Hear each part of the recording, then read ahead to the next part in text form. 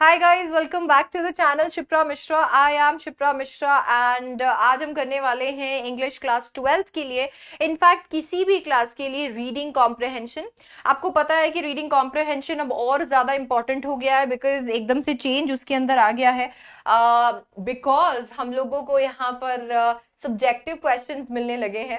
तो चलिए एक बार देखते हैं। ये आपका रीडिंग सेक्शन जिसे हम लोग पार्ट ए कहते हैं, ये आपके आता है पेपर में। आपको सबसे पहले ये वाला पार्ट देखने को मिलता है। इसमें आपका एक क्वेश्चन नंबर 1 आता है डिस्क्रिप्टिव पैसेज का और क्वेश्चन नंबर 2 आता है फैक्चुअल का। पहले नोट मेकिंग आया करता था, अब वो 11th में ही आता है, 12th में आता नहीं है। यहाँ पर ना आपको 1 मार्क के क्वेश्चंस दिए जाते हैं। 14 नंबर का ये पूरा जो है 14 मार्क्स का पूरा रीडिंग कॉम्प्रहेंशन है। 1 नंबर का आपको क्वेश्चन दिया जाता है, 30 वर्ड्स के अंदर आपको लिखना होता है। चाहे तो 1 वर्ड में भी लिख सकते हैं। ये यूजुअली वोकैब वाले क्वेश्चंस के ऊपर एप्लीकेबल होता है। अब ये 1 वर्ड वाले पहले आते थे, अब नहीं आते, अब 30 वर्ड्स वाले ही रहेंगे। अब ना यहाँ पर सीबीएसई की ना कुछ हमसे एक्सपेक्टेशंस हैं। सीबीएसई चाहते क्या है, देख लेते हैं उनकी गाइडेंस से। उनकी गाइडेंस से वो ये चाहते हैं कि आपको ना क्वेश्चन जो है ये बहुत अच्छे से समझ में आना चाहिए। वो चाहते हैं कि आपको एग्जैक्टली पता होना चाहिए कि क्वेश्चन आपसे क्या पूछना चाहता है। आपको जो क्वेश्चन ने पूछा है आपको एग्जैक्ट आंसर पता होना चाहिए। तो बेटर अंडरस्टैंडिंग वो चाहते हैं कि आपको क्वेश्चन की हो। वो चाहते हैं कि आप करेक्ट आंसर्स जो है उन्हें लोकेट करना सीखो। वो चाहते हैं कि आप जो अपने आंसर्स हैं उन्हें खुद के वर्ड्स में, अपने खुद के वर्ड्स में लिखो, ना कि कॉपी कर लो सीधा। और वो चाहते हैं कि आप वर्ड लिमिट जो है उसे अबाइड भी करो, आप उसे फॉलो भी करो। अब इतना सब कुछ जब वो चाहते हैं तो हमारे पास में भी कुछ ना स्टेप्स आ जाते हैं जिनका हमें ध्यान रखना चाहिए। तो हमारे क्या स्टेप्स होने वाले हैं जब हम लोग पूरा का पूरा रीडिंग कॉम्प्रहेंशन सॉल्व करेंगे। देखिए, मैं आपको यहाँ पर कोई ऐसे शॉर्ट शॉर्ट ट्रिक नहीं बताऊंगी कि ये देख लीजिए इसके साथ रीडिंग कॉम्प्रहेंशन कभी भी गलत नहीं होगा ना। क्योंकि रीडिंग कॉम्प्रहेंशन एक ऐसी चीज है जो जिसके अंदर शॉर्टकट मैं चाहे जितना मर्जी दे दूं, पर वो आपको जब तक एकदम करेक्ट वे नहीं आएगा सॉल्व करने का, वो नहीं होगा। क्योंकि यहाँ पर ना ये अनसीन होते हैं, तो इसमें मैं क्या कोई कुछ भी बताएंगे। मैं आपको कोई भी ऐसी चीज बता दूं जो आपको ऑलरेडी पता है, आई डोंट थिंक कि उसमें इट्स वर्थ इट। सो अभी हम ना इसके स्टेप्स देख लेते हैं जो कि हम लोग कर सकते हैं, जो आपको हो सकता है पता भी होंगे। तो सबसे पहला जो स्टेप होता है ना, वो होता है कि हम लोगों को पैसेज जो होता है उसको स्किम करना होता है। एक बार पैसेज को रीड, अब ये जो रीड है इसको केयरफुली रीड करने की जरूरत नहीं है, आप इसको क्विकली स्किम कर सकते हो। ये इसके लिए ताकि इससे जब आप उसको क्विकली देखोगे तो आपको आइडिया लगेगा कि पैसेज आखिरकार है किस बारे में। क्योंकि पैसेज किस बारे में है ये जानने का मतलब जानना बहुत जरूरी है। तो आप रीड करोगे, क्यों रीड करोगे? Because you want to know कि पैसेज इज मतलब अबाउट पैसेज। आप पैसेज के बारे में जानना चाहते हो कि भाई पैसेज एक्चुअली है किस बारे में। तो जैसे ही आपको पैसेज के बारे में थोड़ा पता चल जाता है, आपके लिए आसान हो जाएगा लोकेट करना आंसर्स को। यहाँ पे मैं एकदम केयरफुली रीड करने का कोई सुझाव नहीं दूंगी because it will take a lot of time and it will waste a lot of time. Because आप यहाँ पर रीड भी कर लोगे तो भी you'll have to go back. जब आप क्वेश्चन कर रहे होगे you'll have to go back to passage and locate answers. So 2 बार मेहनत क्यों करें, इसके बजाय तो हम ये करते हैं कि नेक्स्ट स्टेप जो है हम लोग आ जाते हैं क्वेश्चन पे। Start doing question. हाँ, स्टार्ट रीडिंग क्वेश्चन सबसे पहले। तो स्टार्ट रीडिंग क्वेश्चन, सबसे पहले क्वेश्चंस रीड कीजिए। जब आप क्वेश्चंस रीड करेंगे तो आपको ना अभी अभी आपने स्किम किया, आपको थोड़ा अंदाजा बिल्कुल रहेगा कि ये वाले क्वेश्चन का आंसर मुझे कहां मिलेगा। तो आप यहां पर जब क्वेश्चन करेंगे, स्टार्ट लोकेटिंग योर आंसर्स।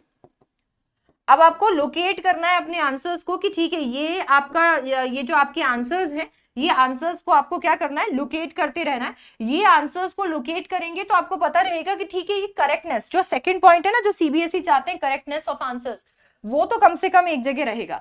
तो आपने ना लोकेट कर दिया अपने आंसर्स को। अब आपको इसको अपने खुद के वर्ड्स में लिखना है, जहां पे हमारा सबसे बड़ा प्रॉब्लम शुरू होता है।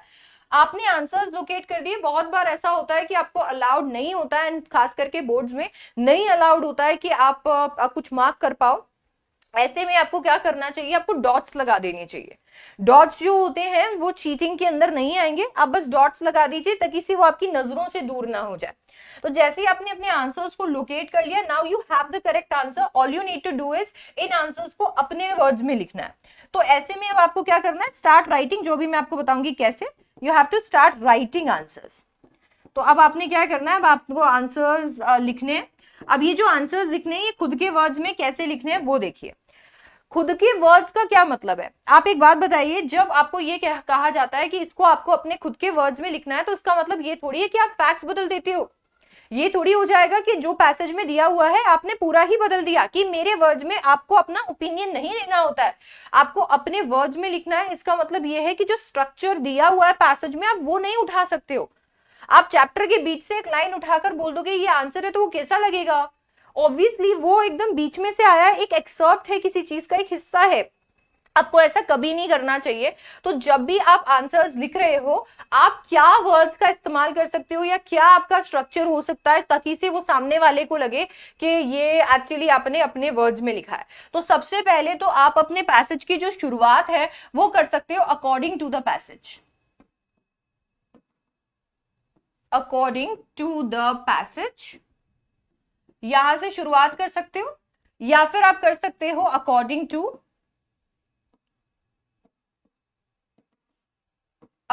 टू पैरा, और फिर पैरा का यहाँ पे आपका नंबर आ गया, इससे शुरू कर सकते हो। अकॉर्डिंग की जगह पे एज पर लगा सकते हो। सो एज पर आप यहाँ पे पैसेज लिख सकते हो, और नहीं तो एज पर पैरा से आप शुरू कर सकते हो। इससे क्या होगा, इससे यहाँ पे ये तो क्लियर हो गया कि आप ना वैसे का वैसे कॉपी तो नहीं कर रहे हो। सीबीएसई ने खास करके बोला है कि अगर आपने वैसे का वैसा पॉइंट लिख दिया है तो आपके नंबर कट जाएंगे। तो अब हम क्या करें? ऐसा दो चीजें हैं जो आप कर सकते हो। सबसे पहला चीज आप ये कर सकते हो, दो अपन इसको डिवाइड कर लेते हैं, एक थोड़ा रिस्की है, एक थोड़ा ठीक है। तो अगर हम इसे डिवाइड करें तो एक में तो आप क्या कर सकते हो, आप शुरू कर सकते हो, जैसे मान लीजिए एज पर पैरा, आपने नंबर डाल दिया, कॉमा लगाया। अब आपने अभी अभी यहाँ पर पेपर में जो आपका कॉम्प्रिहेंशन था उसमें देखा है आपने आंसर को, तो आप क्या कर सकते हो, उस आंसर को यहाँ पर इन्वर्टेड कॉमा में स्टेट कर सकते हो। इन्वर्टेड कॉमा में डाल दिया तो ये डायरेक्ट हो गया है। तो आपने इन्वर्टेड कॉमा में डाल दिया, ये आपने यहाँ पर लाइन डाल दी। अब ये जो लाइन है ये एग्जैक्ट पैसेज वाली है, ये एग्जैक्ट पैसेज वाली है। कॉमा लगाया, आपके पास में सामने लाइन आ गई है। अब आपको इसको क्या करना है, इसको समझा देना है। Explain the statement in your own words. अब इसके अंदर क्या होगा, ये ओन वर्ड्स जो है इसमें आपको इसको कॉम्प्रिहेंड करना है। ये वाली स्टेटमेंट को ऐसे का ऐसे ही इजी और इजी वर्ड्स में लिख दिया तो नंबर कट जाएंगे। ये वाले स्टेटमेंट को आपको अपने वर्ड्स में आगे पीछे का जो भी हो रहा है वो सब कुछ देखकर लिखना होता है। जस्ट बिकॉज स्टेटमेंट आपके सामने होता है इट बिकम्स इजी। ऐसा नहीं होता है जब आपको आंसर नहीं आ रहे होते हैं, आपको टॉपर की आंसर शीट दिख जाती है, बट देन यूर लाइक यार अगर मैं ऐसे का ऐसा लिख दूंगा तो मैम सोचेगी कि मैंने चीटिंग करी है, तो चलो ऐसा करता हूं, इसके अंदर ये सब ऐड कर देता हूं तो थोड़ा बेटर लगेगा। वही करना है कि आपने यहाँ पे आपको आंसर पता चल गया, एग्जैक्ट आंसर क्या है। अब आपको क्या कर देना है, बस उसको थोड़ा सा सिंपलर वर्ड्स में बताना है। हाँ, इधर उधर की सारी चीजें पिक करनी है क्योंकि आंसर आपके पास में, ताकि वो और बेटर लगे। सेकंड जो आपको इसका लिखने का तरीका होता है ना, उसमें आपको ये जो पैरा में आपने स्टेट किया ना, इसको स्किप कर देना है, as per para.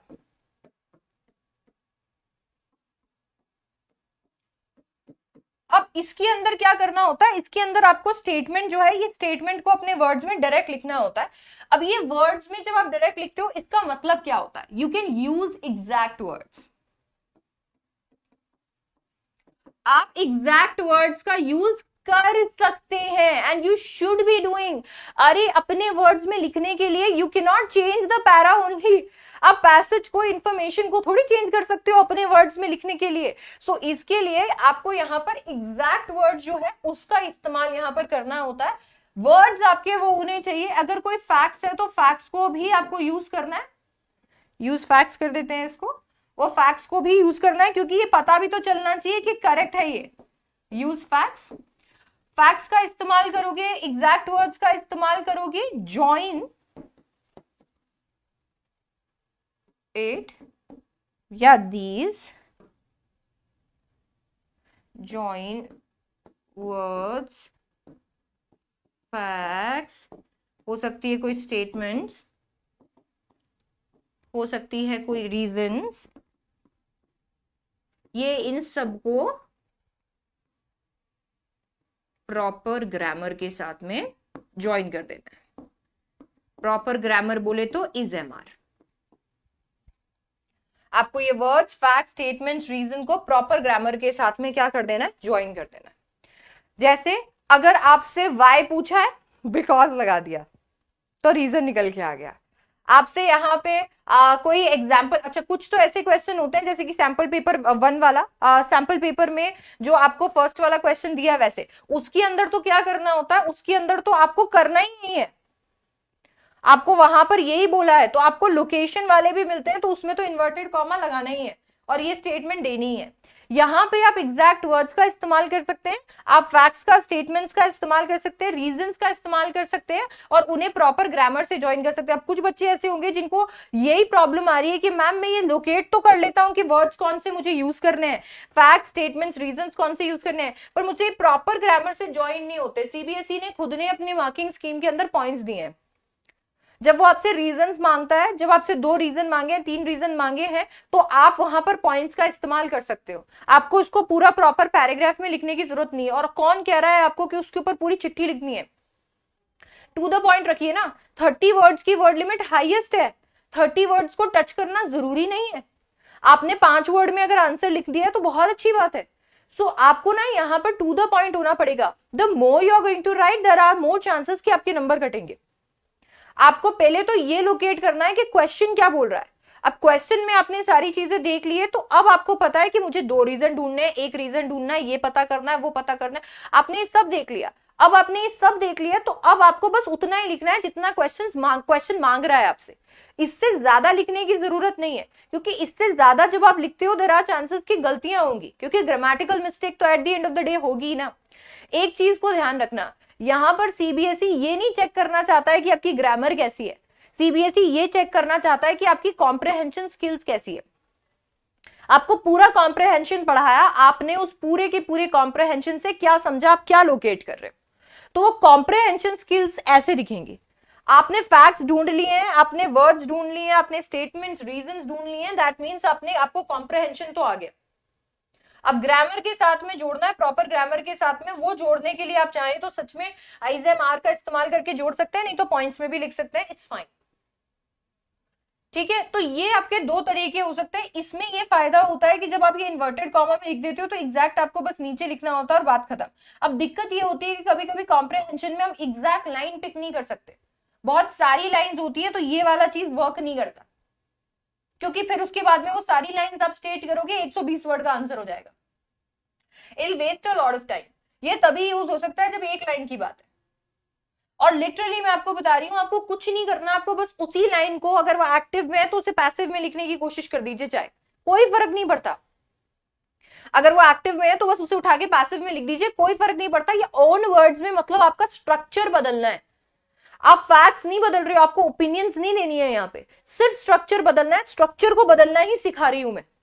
Own words अभी भी ओन वर्ड्स ही है, बस स्ट्रक्चर ही बदलना है आपको। अभी आपको वो जो उसमें डरने की जरूरत नहीं है, और कुछ भी हो जाता है।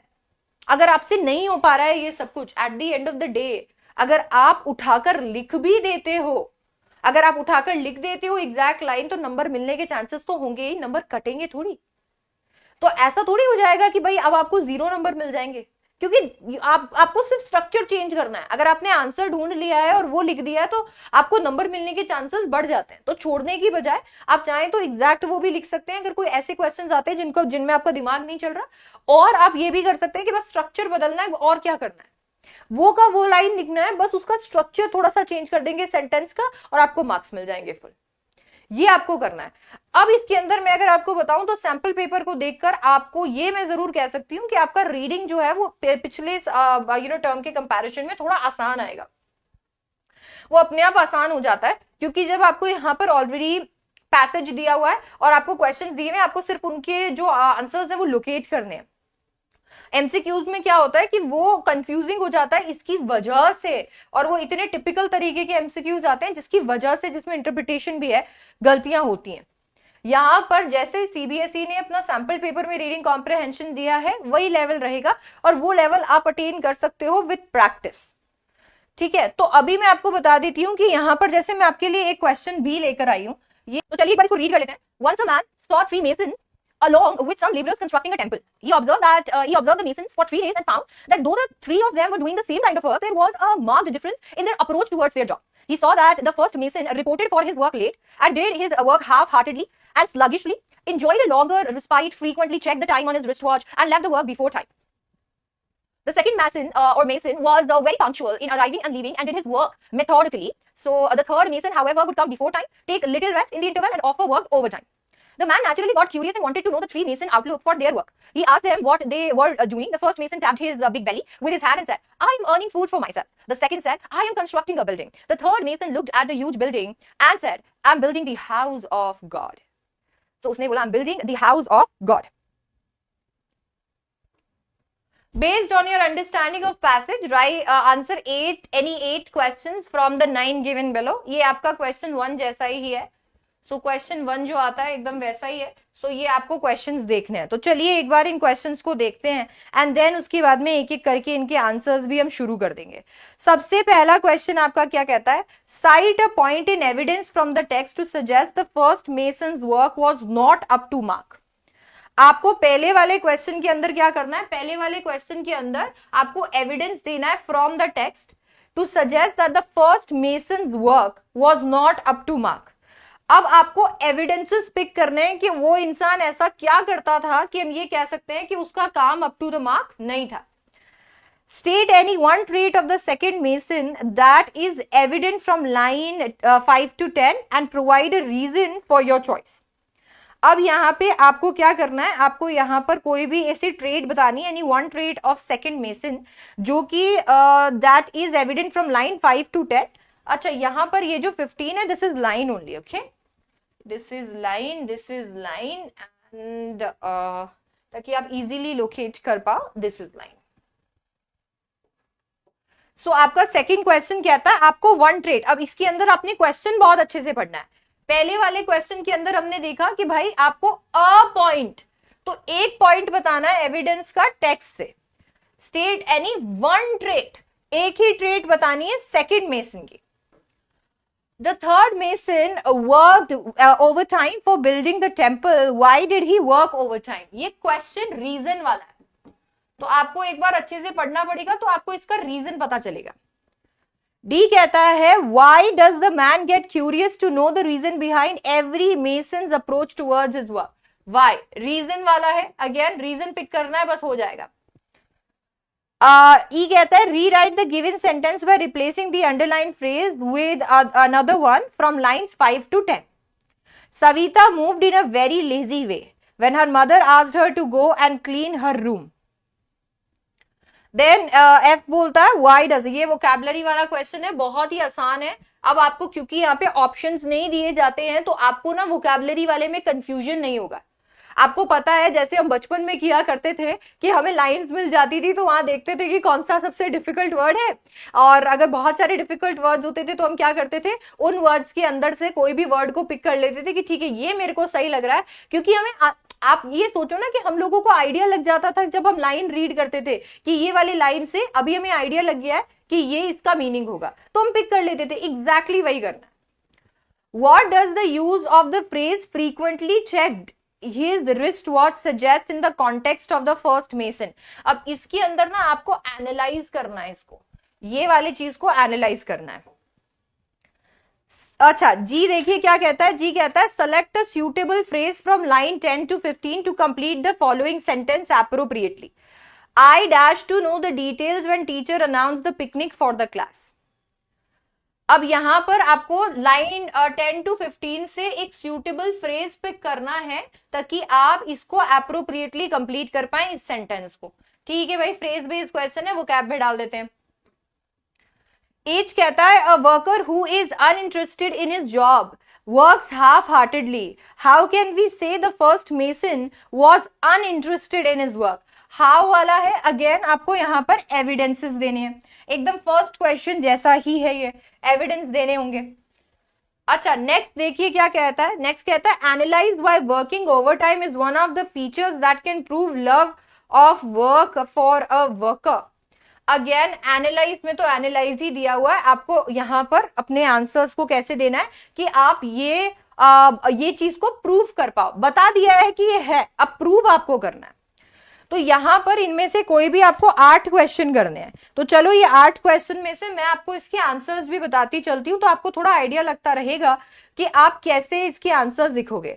अब हमने डिस्कस कर लिए हैं, आपने अभी मेरे साथ में पैसेज पढ़ा था, आपको थोड़ा आइडिया लग गया है कि ठीक है ये वाली चीजें मेरे को, या फिर आपको आप रिलेट कर पा रहे हो इन सारे क्वेश्चंस को। तो अभी ना आपका काम ये होगा कि आप इसे लोकेट भी करो। तो जैसे मान लीजिए फर्स्ट वाला देखते हैं, cite a point in evidence from the text to suggest the first mason work was not up to mark. एक ही आपको यहां पर क्या देना है, एविडेंस देना है। अब इसका आंसर देखो क्या लिया हुआ है, as stated in the passage. मैंने आपको बताया था according to the passage, as per the passage, इससे आप शुरू करते हो स्ट्रक्चर चेंज हो जाता है। As stated in the passage the first mason had clearly done his work half heartedly. Words use करने हैं, ठीक है, ये वर्ड्स यूज कर दिए हमने, half heartedly and took long break. Long break, long break देख लिया, ठीक है, एंड वेंट होम अर्ली, ये भी हमने यहां पर मार्क कर लिया। This shows that his work wasn't up to mark. तो ये भी हमें पता चल गया कि ये बताता था कि ये बिल्कुल भी उसका काम अप टू द मार्क नहीं था। तो अब मुझे लोकेट मैंने कर लिया था फर्स्ट मेसन के बारे में, वर्ड्स मैंने यहां पर पिक कर दिया। अब गलती आपसे क्या होगी, आप पूरा का पूरा ये लिख दोगे। आप लिख दोगे he saw that the first mason reported for his work late, did his work half-heartedly and sluggishly, enjoyed a longer respite, frequently checked the time on his wristwatch and left the work before time। अब आप ये लिखोगे, ये actually आपके उससे गलत नहीं है, बात सिर्फ इतनी सी है कि आपने अब ये लिख दिया है तो सीबीएसई कहेगा आपने सीधा कॉपी कर दिया इसे। जबकि जो हमने आंसर लिखा है ना उसमें और इसमें कुछ खास डिफरेंस नहीं है। As stated in the passage the first mason had clearly done his work half heartedly, took a long break, went home early, this shows that his work wasn't up to mark. कोई खास difference नहीं है दोनों के अंदर, बस structure change कर दिया है। ऑल राइट, नेक्स्ट क्वेश्चन देखिए क्या कहता है, state any one trait of the second mason. Second mason हमें पता है कहां पे, ये रहा हमारा सेकंड मेसन। एक ही ट्रेट बतानी है, खूबी बतानी है। Second Mason was a disciplined man because he did his work methodically. So आपको यहाँ पे आप चाहो तो ये भी बता सकते हो was very punctual in arriving और leaving को लेकर, और वो जो मेथड से काम करता था वो भी आप यहाँ पर बता सकते हो। ये इसकी एक ट्रेट है जो अलग से बताई हुई है, तो ये लिखेंगे हम, ये कर सकते हैं। इतना सा बेचारे के लिए लिखा हुआ है तो इतना ही हमने यहाँ पर लिख देना है। ओके, सी वाला क्वेश्चन कहता है The third mason worked overtime for building the temple. Why did he work overtime? अब ये why did he work overtime है। अब यहां पर थर्ड क्या आता है, however would come before time, take little rest in interval and often worked overtime। आपको why का आंसर देना है। The third mason was not working considering the building to be an ordinary construction। पर उसने answer क्या दिया था, I'm building the house of God। तो ordinary construction but a house of God, so he gave extra time to build the temple। So 100 लगा दिया, 100 लगाकर और क्वेश्चन से जोड़ दिया। लिखना ये था I'm building the house of God, ये आपका थर्ड वाले का आंसर था। डी कहता है why does the man get curious to know the reason behind every mason's approach towards word। अब ये रीजन वाले को कैसे आंसर करेंगे, ये इतना इंटरेस्टेड क्यों हो गया। ये देखो क्या बोलता है, द मैन गॉट क्यूरियस। अब ये एग्जैक्ट चीज लिखने की कोशिश करेंगे, बस स्ट्रक्चर चेंज करेंगे। The man got curious to know the reason behind every mason's approach toward his work as he observe the difference among all three masons working style even when they all were working on the same thing. Comprehend कर दिया, बोले एक ही चीज पे काम कर रहे हैं, उसके बावजूद तीनों अलग अलग तरीके से काम कर रहे हैं, देखे तो सही माजरा क्या है। So the man naturally got curious and wanted to know three masons' outlook on their work। अब ये जो है ये हम लोगों ने, हमको पता चल गया कि हम यूज करेंगे, बट रियलिटी क्या है, रियलिटी को हमको एक बार कॉम्प्रिहेंड करने के लिए ये भी करना पड़ेगा कि किस तरीके से तीनों को उन्होंने देखा, और अभी उनको पता चला कि वो सारे के सारे लोग काम तो एक ही कर रहे थे पर फिर भी डिफरेंस था। तो ये 4 लाइन और ये 2 लाइन को कॉम्प्रिहेंड करना है 30 वर्ड्स में। तो वो कॉम्प्रिहेंड कैसे करोगे, उसने देखा तीनों एक जैसा ही काम कर रहे थे, उसने सोचा कि यार ये करने के बावजूद तो सबका अप्रोच डिफरेंट है, वो क्यूरियस हो गया। ऑल राइट, इसके बाद में आ सकता है rewrite the given sentence by replacing underline phrase में, ये इन अ वेरी लेजी वे। अब 5th to 10th लाइन में जाना है, ये बहुत अच्छी बात है। तो 5th to 10th लाइन में जाना है अगर आपको, तो सबसे पहले 5th पे चलते हैं। आगे बढ़ गए हम, पीछे चलते हैं, ये रही fifth. Sluggishly enjoyed a longer respite, frequently checked the time on his wristwatch। अब बस हो गया अभी, sluggishly is the correct answer।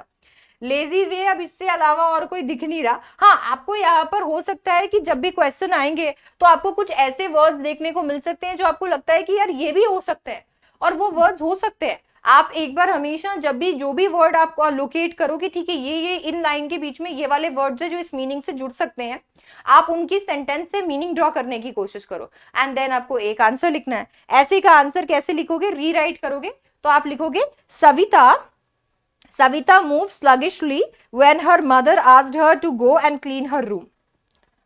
अच्छा, नेक्स्ट एफ वाला है, what does the use of phrase. अब ये फ्रेज बेस्ड क्वेश्चन है। Checked his wrist watch. अब ये आपको दिमाग लगाना पड़ेगा। अगर आपको फ्रेजेस नहीं समझ में आते तो आप इस ऐसे वाले क्वेश्चन को छोड़ भी सकते हैं। तो आप क्या करोगे, the phrase suggest the first mason's urge to go to leave the work for the day that he had to do unwantingly in order to earn for himself and go home. अब wrist watch को इंसान क्यों check करेगा, क्योंकि उसे जल्दी थी घर जाने की। आप और भी अलग आंसर लिख सकते हो, आप टू द पॉइंट भी लिख सकते हो कि वो इंसान क्या करना चाहता था, घर जाना चाहता था जल्दी से अपना काम करके। सो ये क्या बताता है उसके बारे में, ये बताता है that he was not interested, वो इंटरेस्टेड नहीं था काम के अंदर। तो ये बताता है। तो आपको भी ऐसी चीजें यहां पर बतानी है कि वो इंटरेस्टेड नहीं था, एंड दैट इज वाई वो ये चेक किए जा रहा था। सूटेबल फ्रेज डालना है आपको लाइन 10 to 15 से, और कंप्लीट करना है फॉलोइंग सेंटेंस को। 10 to 15 पे चलते हैं। ये देखिए, ये रही 10, ये वाला 10 है। 10 से 15 के बीच में आपके ये सारे के सारे लाइंस है, आप रीड कर लीजिए। मैं आपको इसका आंसर बताती हूँ। नेचुरली गॉट क्यूरियस, इसका आंसर होगा नेचुरली गॉट क्यूरियस। अब मेरे को ये फ्रेज मिला, आप और भी कर सकते हैं। आपने जैसे मान लीजिए आपने कोई भी और चीज ढूंढ ली, आपने देख लिया कि what they were doing first में, मेसन टैप्ड हिज बिग बेली, तो ये भी आप इसमें आप सोच सकते थे। आपको ऐसा लग सकता है कि ठीक है, I am constructing a building, looked at the huge building and said I am building the house of God. आपने ये सारे फ्रेजेस सोचे, बोला ये इंटरेस्टिंग है, चलो अब इसको फिट करके देखते हैं। आपको यहाँ पर बताना है, I dash to know the details when the teacher announce the picnic for the class. अब आपको ऐसा कुछ फ्रेज यहाँ पे लगाना है जो कि ये वाली चीज का मीनिंग बना सके। टीचर ने जैसे ही पिकनिक अनाउंस किया क्लास का, तो फिर आपको क्या हुआ होगा। अब हमने अंडरलाइन किए हुए हैं कुछ फ्रेज, तो हम यहाँ पर ऐसे बोल सकते हैं, उन फ्रेजेस को देख सकते हैं। नेचुरली गॉट क्यूरियस, या फिर टैप्ड हिज बिग बेली, या फिर आई am building the house of God. ये सबसे ज्यादा बढ़िया क्यूरियस वाला, तो वही यहाँ पर लिख देंगे, फिल कर देंगे यहाँ पर। I naturally got curious to know the details when the teachers announce the picnic for the class. ठीक है, एच वाला देख लीजिए, ये a worker who is uninterested in his job works half heartedly. How can we say that the first mason was uninterested. अब how वाला है तो सो में आंसर आएगा, ये याद रखेंगे। तो फर्स्ट मेसन जो था वो अनइंटरेस्टेड था, ये कैसे बताएंगे। स्लगिशली इंजॉयड लॉन्गर रिस्पाइट, इसके अंदर हम डाल सकते हैं रिस्ट वॉच को देखता रहता था, ये डाल सकते हैं। ये डाल सकते हैं कि वो घर से चला जाता था टाइम से पहले ही। तो हम कैसे लिखेंगे, an uninterested worker does not want to work for long hours, he gets away for a break whenever he gets a chance, is never punctual।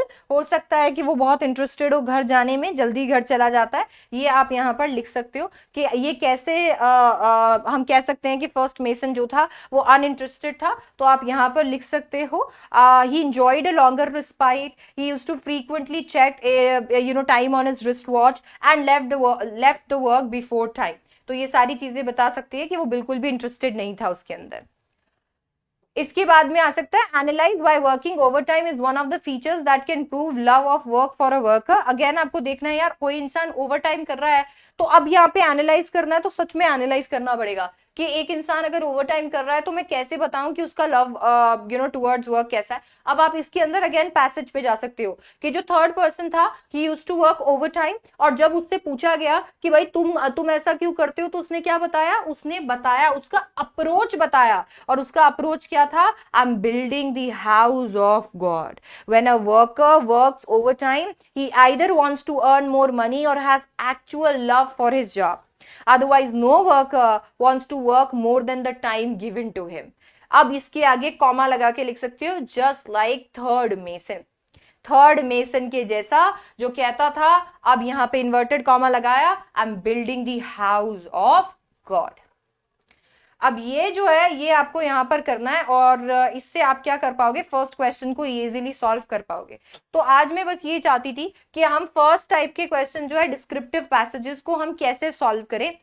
मैं आपको उसका स्ट्रक्चर चेंज करना थोड़ा सिखा दूं। देखिए कोई ऐसी बात नहीं है कि इसकी कोई शॉर्ट टिप एंड ट्रिक होती है, क्योंकि at the end of the day unseen passage है, आपको वहां पर जैसा पैसेज मिलेगा आपको वैसे ही एक्ट करना पड़ेगा। तो हमने एक जो है ये सॉल्व भी कर लिया, ऐसा ही हम फैक्चुअल के लिए भी लेकर आएंगे। So just don't worry about this. By the way ये जो पैसेज था ये पैसेज एड्यूकार्ट से था, एड्यूकार्ट का सैंपल पेपर 2। सबसे अच्छी बात मेरे को ये लगी कि जैसे इनको पता चला, ये लोग पता नहीं इतना नजर रखते हैं, जैसे इन्हें पता चला सीबीएसई ने कहा कि हम लोग सैंपल पेपर के अकॉर्डिंग ही सारे क्वेश्चंस देने वाले हैं, इन्होंने अपना फर्स्ट क्वेश्चन सैंपल पेपर के अकॉर्डिंग ही बना लिया। इन्होंने फर्स्ट क्वेश्चन को वैसे रख दिया, एक एक क्वेश्चन वैसे ही कर दिया, शुरुआत भी साइट के साथ में कर दी।